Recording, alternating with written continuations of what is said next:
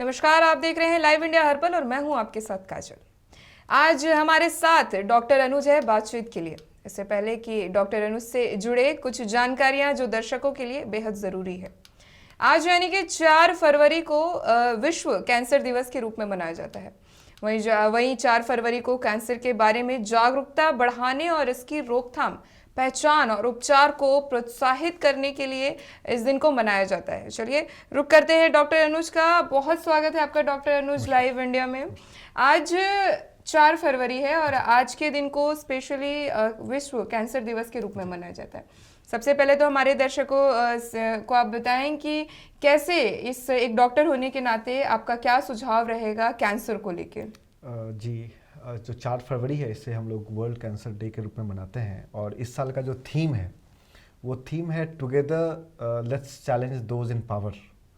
अर्थात कि कैंसर को लेके पूरे विश्व भर में कैसे एक बेहतर पॉलिसी बने, कैसे एक बेहतर पॉलिसी का निर्धारण हो और किस तरीके से हम लोग एक कैंसर फ्री सोसाइटी में रहें, उस चीज़ को लेकर जो है इस साल का थीम है। और पूरी की पूरी बात इस पे है कि हम वर्ल्ड लीडर्स जो हैं, जितने भी वर्ल्ड लीडर्स हैं, उनको हम प्रोत्साहित करें कि वो एक बेहतर पॉलिसी फॉर्मुलेशन पर ध्यान दें, एक बेहतर फंड एलोकेशन पर ध्यान दें कि किस तरीके से हम लोग जो अलग अलग तरह के कैंसर हैं उनसे लड़ सकते हैं। सिर्फ अगर हम भारत की बात करें तो 2022 का जो वर्ल्ड हेल्थ ऑर्गेनाइजेशन का डेटा आया है, करीब 14 लाख से ज़्यादा मामले भारत में कैंसर के आए थे, जिसमें करीब 9 लाख से ज़्यादा लोगों की मृत्यु इसी साल रिकॉर्ड हुई है, जो कि एक बहुत बड़ा आंकड़ा है। और सिर्फ हमारे देश में जो सबसे कॉमनली कैंसर देखा जाता है, करीब 2022 में करीब 2 लाख मामले जो थे वो ब्रेस्ट कैंसर से रिलेटेड थे, करीब 1.5 लाख मामले जो थे वो ओरल कैंसर से रिलेटेड थे, करीब 1 लाख मामले जो थे वो सर्वाइकल कैंसर से रिलेटेड थे। तो ये तीनों प्लस एक लंग कैंसर, ये 3-4 जो है कॉमनली इनकाउंटर्ड कैंसर जो है वो हम लोग देखते हैं इंडियन पर्सपेक्टिव में अगर बात करें तो। जी अच्छा डॉक्टर अनुज, जिस तरीके से हम लोग सब जानते हैं कि कैंसर एक बहुत ही भयानक बीमारी है और हमारे जो दर्शक है जो इस वक्त हमें देख रहे हैं, उनके मन में भी कैंसर शब्द जैसे ही आता है, नाम सुनते ही लोगों में एक अजीब सा डर हो जाता है। अब ये पता कैसे चले? कई बार ऐसा होता है कि कैंसर जैसे ही होता है लोगों को पता नहीं चलता है, लास्ट स्टेज में जब उनकी स्थिति एकदम बुरे तरीके से खराब हो जाती है तब वे लोग डॉक्टर के पास जाते हैं और एक लंबा पर्चा मिल जाता है उन्हें, जिस कारण इलाज नहीं करवा पाते और इसी कारण मौत भी हो जाती है। कैसे पता करें और क्या लक्षण होते हैं? 21 तरह के कैंसर मैंने देखा है, जितना मैंने सुना है उस हिसाब से कैसे पता चले कि किसी को कैंसर है?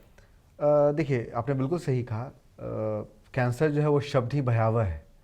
तो पहली बात तो ये सब लोगों को जाननी चाहिए कि कैंसर जो है वो लाइलाज नहीं है।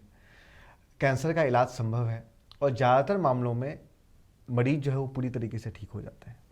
कुछ कैंसर ऐसे होते हैं जिनमें आपको बहुत स्ट्रांग फॉलोअप की ज़रूरत होती है, मतलब उनकी दोबारा होने की संभावना जो है बहुत ज़्यादा बढ़ जाती है। तो वो आपके डॉक्टर आपको बता देंगे कि आपको किस तरह का फॉलोअप रखना है, वो एक इम्पॉर्टेंट चीज़ है। ज़्यादातर मामलों में ये सर्जरी से या दवाई से या कीमो या रेडियोथेरेपी से, ये 3 तरह के इलाज हैं मुख्यतः कैंसर के लिए। एक सर्जरी करते हैं, कुछ मामलों में दवाई देते हैं और कुछ मामलों में हम लोग रेडियोथेरेपी चलाते हैं। कई मामलों में 2 या तीनों हो सकता है, मतलब सर्जरी भी हो और कीमो और रेडियो भी हो, ऐसा भी हो सकता है। तो इसका इलाज संभव है। दूसरी बात ये कि जो ज़्यादातर कैंसर के जो अर्ली साइंस होते हैं या अर्ली सिम्टम्स होते हैं वो बहुत सटल होते हैं, मतलब कि वो ज़रूरी नहीं है कि आपको कुछ मेजर दिक्कत हो तभी आपको डॉक्टर के पास जाना है। ये एक बहुत ज़रूरी बात है कि आपको, अगर आप किसी भी तरीके से समस्या से जूझ रहे हैं तो आपको जो है अपने डॉक्टर से एक बार ज़रूर सलाह लेनी चाहिए। फॉर एग्जांपल अगर हम ओरल कैंसर की बात करें, क्योंकि इंडियन मेल्स में सबसे ज़्यादा मामले जो है ओरल कैंसर के होते हैं, तो अगर आप तंबाकू या तंबाकू रिलेटेड कोई भी प्रोडक्ट का यूज़ करते हैं और आप देख रहे हैं कि आपके मुंह में किसी तरह का घाव है, तो जब आप पहली बार वैसा घाव देखते हैं या कोई ऐसा छाला देखते हैं जो कि ठीक नहीं हो रहा है, जो कि 14 दिन 15 दिनों से ज़्यादा कोई सफ़ेद दाग है, लाल दाग है, जो कि आपने उस लगातार कुछ आप दवाई लगा रहे हैं पर वो कम नहीं हो रहा है, ऐसे मामलों में आपको अपने डॉक्टर से एक बार ज़रूर सलाह लेनी चाहिए। फॉर एग्जांपल ओरल कैंसर की ही बात करें तो बहुत टाइम गरम या तीखा खाने के बाद आपको बहुत ज़्यादा जो है वो जलन जैसा महसूस होता है, आपका मुंह कई बार खुलना जो है वो पहले से कम हो जाता है। ये सब सटल साइंस है। आप ये सब साइंस हो तभी जो है आप डॉक्टर को दिखाएं, वो आपको देख के और फर्दर जांच हो सकता है एडवाइस करें कि बायोप्सी की ज़रूरत है या नहीं है। बायोप्सी एक वापस में बायोप्सी एक ऐसा टर्म है जिससे लोग बहुत घबराते हैं। लोग बोलते हैं नहीं नहीं बायोप्सी नहीं करवाएंगे, ऐसा नहीं होता है। बायोप्सी एक जनरल टर्म है, बायोप्सी एक ऐसा टर्म नहीं है जो कि कैंसर से ही रिलेटेड हो। बायोप्सी एक जनरल टर्म है जहाँ पे आप शरीर का कोई भी हिस्सा निकालते हैं तो आप जांच करते हैं कि उसमें कैंसर जैसा कोई अंश है या नहीं है। बायोप्सी कराने से कैंसर हो जाएगा ये भी गलत बात है, ये भी एक गलत मिस इन्फॉर्मेशन है जो कि लोगों में है। तो कैंसर से डरे नहीं। अगर आप किसी भी तरह का आप बॉडी में चेंजेस देख रहे हैं, फॉर एग्जांपल अगर सर्वाइकल कैंसर की बात करें तो मेंस्ट्रुअल साइकिल के बीच में अगर बहुत ज़्यादा हैवी ब्लीडिंग हो रही है, या फिर वेजाइनल डिस्चार्ज काफ़ी ज़्यादा बढ़ गया है, या काफ़ी वो फाउल स्मेलिंग है, ऐसे केसेस हैं तो आप अपने गायनेकोलॉजिस्ट से मिलें। आप ब्रेस्ट में आप खुद से सेल्फ एग्जामिन के आप बहुत सारे वीडियो जो है वो आप यूट्यूब में देख लेंगे।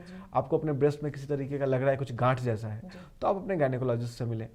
अगर आपको बहुत दिनों से खांसी है या अनएक्सप्लेन्ड वेट लॉस हो रहा है, ऐसे केसेस को नज़रअंदाज ना करें।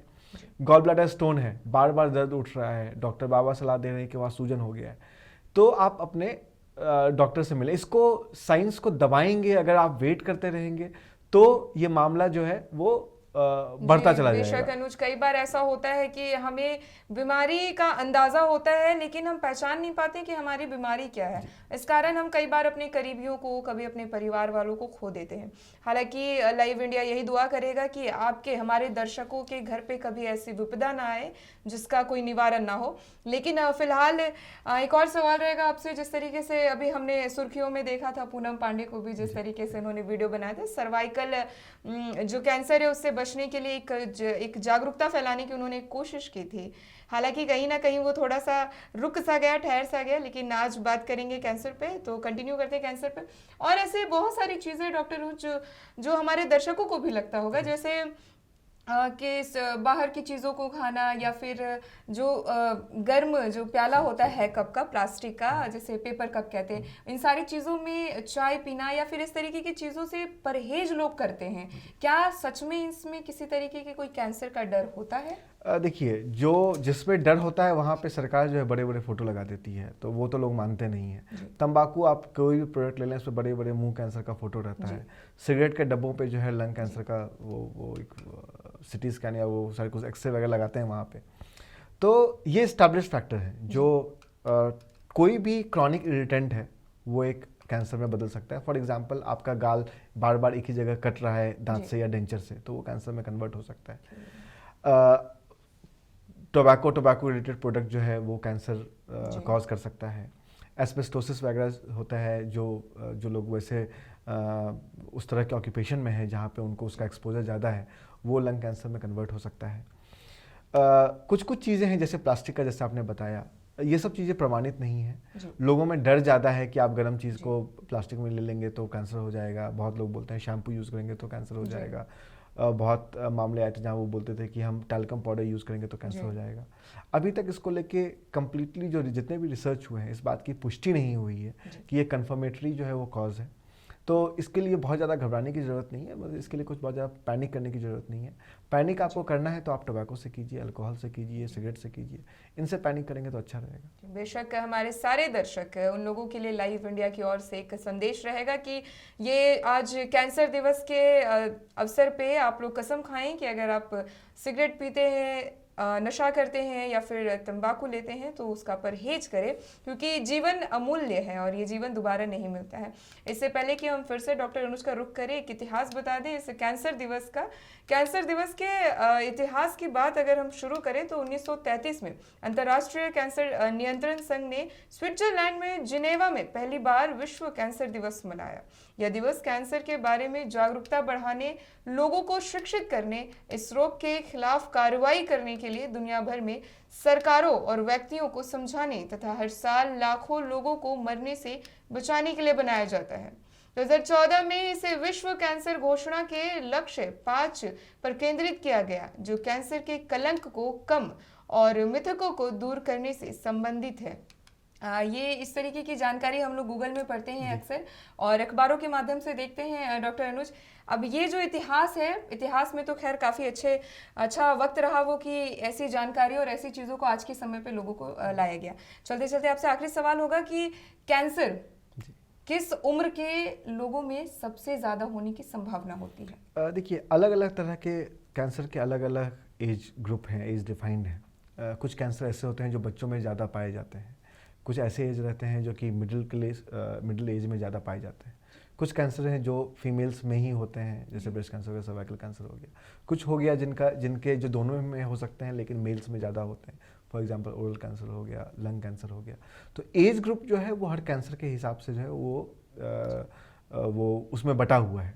एक पर्टिकुलर कैंसर जो है वो हो सकता है, वो पर्टिकुलर कैंसर जो है वो सिर्फ बच्चों में हो, मिडिल एज में ना हो। कुछ कैंसर होते हैं जो कि बच्चों में सामान्यतः नहीं पाए जाते हैं, सिर्फ बड़ों में पाए जाते हैं। तो एज डिस्ट्रीब्यूशन और जेंडर डिस्ट्रीब्यूशन जो है वो अलग अलग तरह के कैंसर पे डिपेंड करता है। मतलब ये है कि ये कह सकते हैं कि सभी लोगों को सतर्कता की हाँ, जरूरत हर है। लोगों को अलग अलग तरह के कैंसर का रिस्क रहता है।